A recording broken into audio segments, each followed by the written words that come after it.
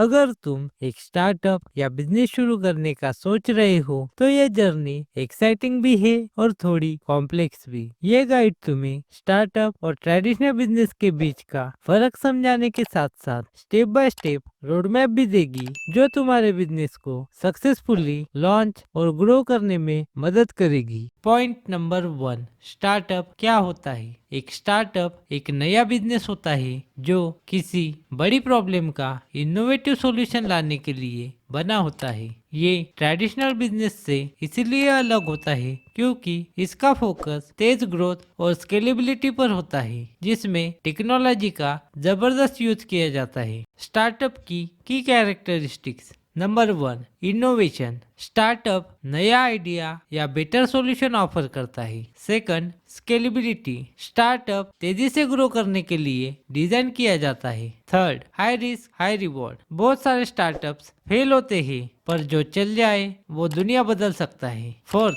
Technology driven. Startups technology का use करके businesses को ऑटोमेट और स्केल करते हैं। Fifth, funding oriented. Startups angel investors, venture capitalist या क्राउड फंडिंग से पैसे उठाते हैं अपने बिजनेस को स्केल करने के लिए। पॉइंट नंबर 2, ट्रेडिशनल बिजनेस क्या होता है। एक ट्रेडिशनल बिजनेस का मेन गोल स्टेबल इनकम और सस्टेनेबिलिटी होता है। ये लोकल या निश मार्केट को सर्व करता है और ज्यादातर स्टेडी ग्रोथ पर फोकस करता है, ना कि अग्रेसिव एक्सपेंशन पर। ट्रेडिशनल बिजनेस की characteristics. Number 1, stable revenue model. Traditional business में पहले दिन से ही रिवेन्यू आना शुरू हो जाता है। नंबर 2, लो ग्रोथ पोटेंशियल। ट्रेडिशनल बिजनेस का मार्केट डिफाइन होता है, ये तेजी से स्केल अप नहीं होता। Third, lower risk. Traditional business predictable होता है, ज्यादा सेफ होता है। Fourth, customer centric. Traditional business एक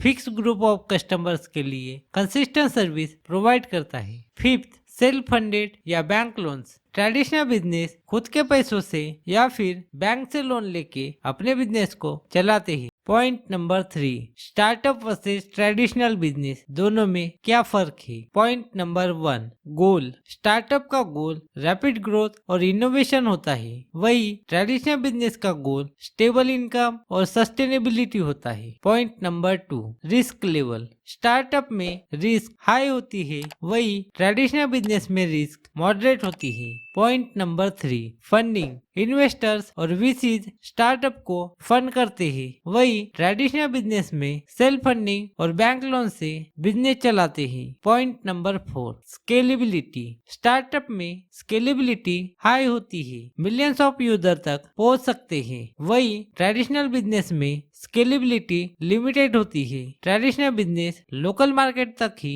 लिमिटेड रहता है। Number 5, technology use. स्टार्टअप में टेक्नोलॉजी का use he core part of business है, वही ट्रेडिशनल बिजनेस में टेक्नोलॉजी का यूज ऑप्शनल है। फॉर एग्जाम्पल, स्टार्टअप्स के एग्जाम्पल है जोमेटो, ओयो, पेटीएम, स्विगी, वही ट्रेडिशनल बिजनेस के एग्जाम्पल्स है लोकल किराना स्टोर्स, सलून, बेकरी इत्यादि। पॉइंट नंबर 4, बिजनेस या स्टार्टअप स्टार्ट करने का step by step formula. Step number 1, killer idea ढूंढो। पॉइंट नंबर 1, कोई बड़ी प्रॉब्लम आइडेंटिफाई करो जो मार्केट में अभी तक सॉल्व नहीं हुई है। सेकंड, मार्केट रिसर्च करो और पोटेंशियल कस्टमर से फीडबैक लो। थर्ड, देखो कि ये आइडिया प्रॉफिटेबल और स्केलेबल है या नहीं। विनिंग बिजनेस आइडिया कैसे ढूंढते हैं, इस पे मैंने वीडियो बनाई है, अगर आपको जानना है तो आई कार्ड में मैं इसका लिंक दे रहा हूँ। स्टेप 2, बिजनेस प्लान बनाओ। एक सॉलिड बिजनेस प्लान तुम्हारे विजन को क्लियर करेगा। इसमें ये चीजें जरूर होनी चाहिए। सबसे पहला है प्रॉब्लम और उसका सॉल्यूशन। तुम्हें अपने आप से क्वेश्चन पूछने होंगे,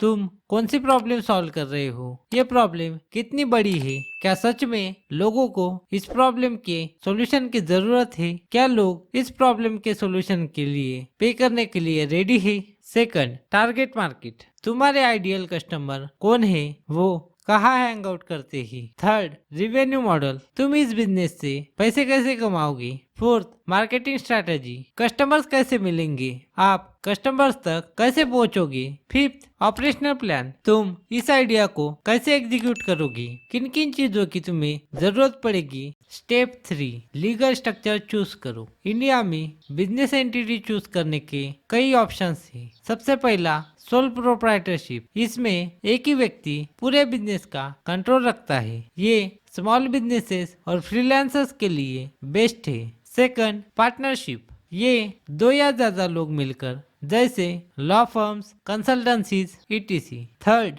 LLP, लिमिटेड लाइबिलिटी पार्टनरशिप, ये भी लिमिटेड लाइबिलिटी और पार्टनरशिप का मिक्स है। ये मिड साइज बिजनेसेस के लिए बेस्ट है। फोर्थ, प्राइवेट लिमिटेड कंपनी, ये इन्वेस्टर्स को अट्रैक्ट करने के लिए इजी होता है और ये हाई ग्रोथ स्टार्टअप्स के लिए बेस्ट है। स्टेप 4, बिजनेस को रजिस्टर करो। MCA यानी मिनिस्ट्री ऑफ कॉर्पोरेट अफेयर्स में रजिस्टर करो। सेकंड, GST रजिस्ट्रेशन लो। अगर तुम्हारा बिजनेस सर्विसेज में है और तुम्हारा टर्नओवर 20 लाख से ऊपर है तो तुम्हें GST नंबर लेना पड़ेगा, तो तुम्हें GST रजिस्ट्रेशन करवाना पड़ेगा। वही अगर तुम गुड्स का बिजनेस करते हो, अगर तुम्हारा टर्नओवर 40 लाख से ज्यादा है तो तुम्हें GST रजिस्ट्रेशन करवाना पड़ेगा। थर्ड, उद्यम रजिस्ट्रेशन, MSMEs के लिए बेनिफिट्स मिलते हैं। फोर्थ, ट्रेडमार्क और कॉपीराइट प्रोटेक्टेड करो। फिफ्थ है, स्टार्टअप इंडिया स्कीम का बेनिफिट लो। स्टार्टअप इंडिया स्कीम में रजिस्टर करने पे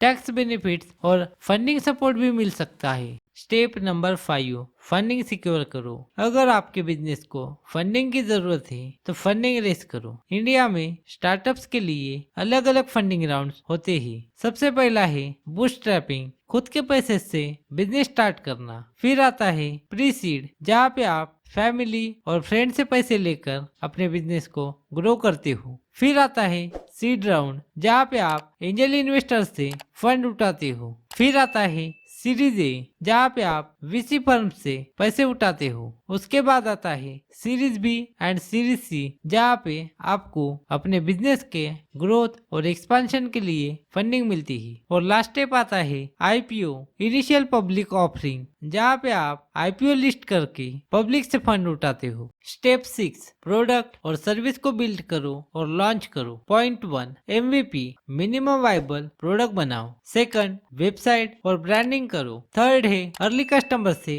फीडबैक लो और इम्प्रूव करो। स्टेप 7, मार्केटिंग और सेल स्ट्रैटेजी लगाओ। Point 1, SEO and content marketing, Google पे रैंक करने के लिए ब्लॉग्स और कंटेंट बनाओ। Second, social media ads, Facebook, Instagram, LinkedIn पे पेड एड्स चलाओ। थर्ड, ईमेल मार्केटिंग, कस्टमर्स को ईमेल कैंपेन्स भेजो। Fourth, WhatsApp marketing, direct customers से एंगेजमेंट के लिए व्हाट्सएप यूज करो। Fifth, influencer marketing, social media influencers के थ्रू ब्रांडिंग कराओ। स्टेप 8, स्केल और ग्रो करो।